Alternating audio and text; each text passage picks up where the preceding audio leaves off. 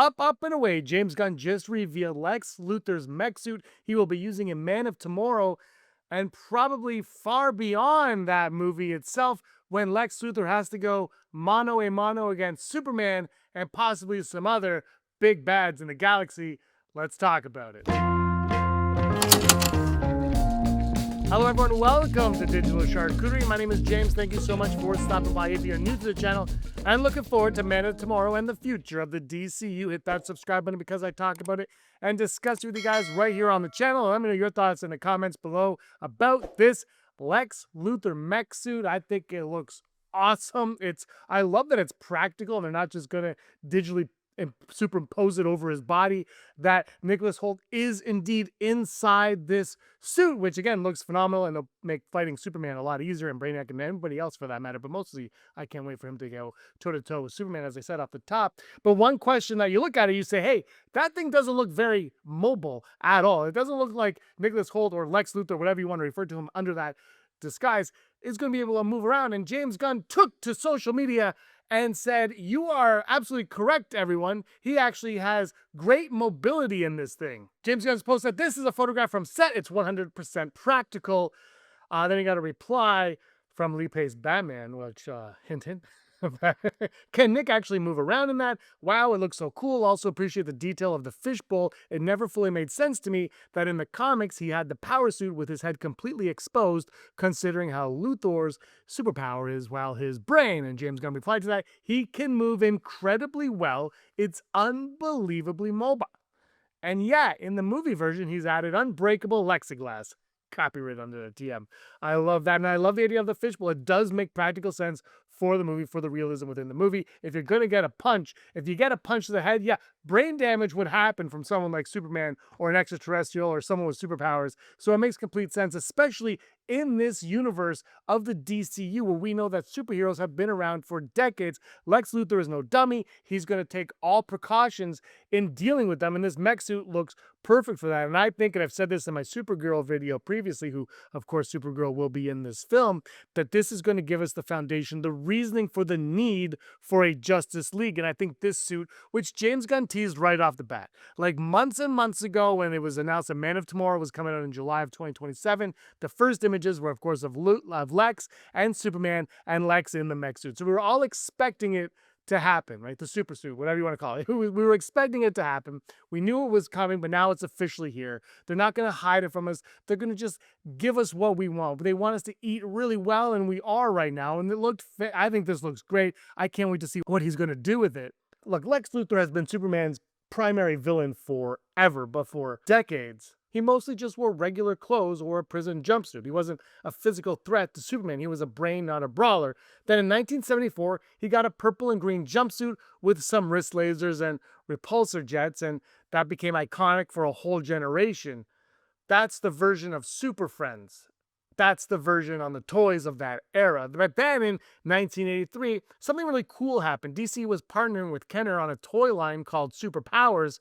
And if you're around my age, you remember these. They were incredible, and to make the character work as an action figure, they needed updating. So DC brought in artist George Perez, the legendary George Perez that is, to redesign Lex Luthor's look. And Perez said, forget the jumpsuit, and he designed a full metal power suit, made Lex into essentially an evil Iron Man.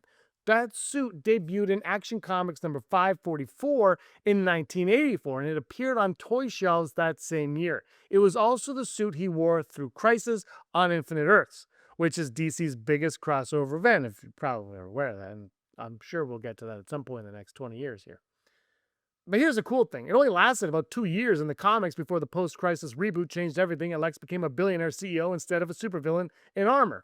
But those 2 years cemented it as iconic. Fans never forgot it. And now, over 40 years later, we're finally seeing it in live action for the first time in Man of Tomorrow, and it looks like they really honored it. But here's where it all starts to get really intriguing to me anyway. Lex's plan involved trying to use a clone of Superman against him. He was working at arm's length, manipulating things from a boardroom. That's the Lex we've always gotten on the screen. Smart, scheming, never getting his hands dirty. But in Man of Tomorrow, he's now built a suit. He puts it on himself. He gets in the fight personally. And I think that tells you something enormous about his arc. He tried the chess master approach. It didn't work. And now he is done playing it safe. He is coming at Superman directly. And I love that shift. I mean, he's been in prison. What else does he have to lose? Now let's add to that about what Gunn has said about this story in the past, that this is as much a Lex movie as it is a Superman movie, and that both of them are forced into a reluctant partnership to deal with Brainiac, played by Lars Ettinger. So you've got Lex in the Warsuit fighting alongside Superman against a villain whose whole thing is intellect and conquest.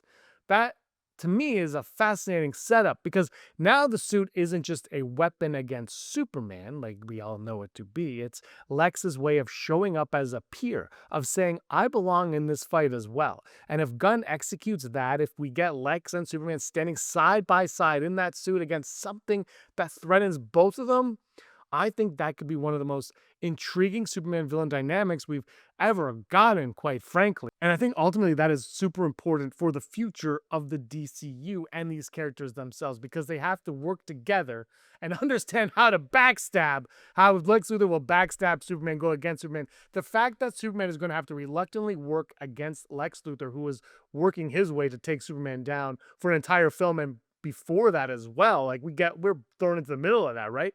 So before that, now they have to team up, and by the end of this, I'm curious how it's going to go. Is he going to trust Lex by the end of this movie, and are they going to end on good terms? Is part of this a Lex Luthor redemption arc, getting him out of prison, becoming somebody that people can trust once again? Is this part of his play going forward? We know he's never going to be a good guy. He's Lex Luthor. He's the greatest criminal mastermind in the world. But you have to think that a great criminal mastermind would want to make himself out to be a hero at some point at the expense of the people around him. And I think that's a really cool idea that they could be building here with him and with Superman. And I love the suit, and I love the idea that James Gunn has 4 Superman movies thought out. Superman movies have been thought of for 4 of them, which you have the first one in Superman, the second one, Man of Tomorrow. I don't believe Supergirl's included in this, so then you have 2 more. What are they? What aspect does Lex Luthor play? Because he's not going to be the main villain in all of them, but I think the 4th one will be a really big heavyweight battle between Lex and between Superman. I think it's going to build toward that. I'm curious what they're going to be, but I do think now that that's where we're going with this, especially now that we have full confirmation of this mech suit, I think we're going to get to that. But I do think that mech suit, Brainiac, all of these things combined, Salvation, of course, all of it, I think this is going to be the foundation for the necessity of the Justice League. The Justice League gang won't cut it because of Maxwell Lord. So they're going to need to do their own thing, and the heroes are going to combine and get together. But you can't have a Justice League without Batman. So that's why I don't think they're going to be like, we need to form a Justice League. I think Gunn and Co., they're going to wait until they have a Batman to get to that point. But I do think this is going to be the beginnings of that, the early stages of the Justice League. I think, you see the Green Lantern, you see Supergirl, you see Hoffman, you see Guy Gardner, all of them being a part of this. I think we're going to get to a point where the superheroes are going to say, hey, we need to form an alliance ourselves. There are bigger threats out there, one of them being Lex Luthor in this new suit now that can do real damage on not just any superhero on the planet, but on Superman himself. Those are my thoughts. Let me know your thoughts. What did you think of this suit? I love it. I can't wait to see this. I can't wait to see the movie and more from the shooting. Thank you so much for watching, everybody. I really appreciate your time. Hit that like button and subscribe. And until next time, may you be the master of your own universe.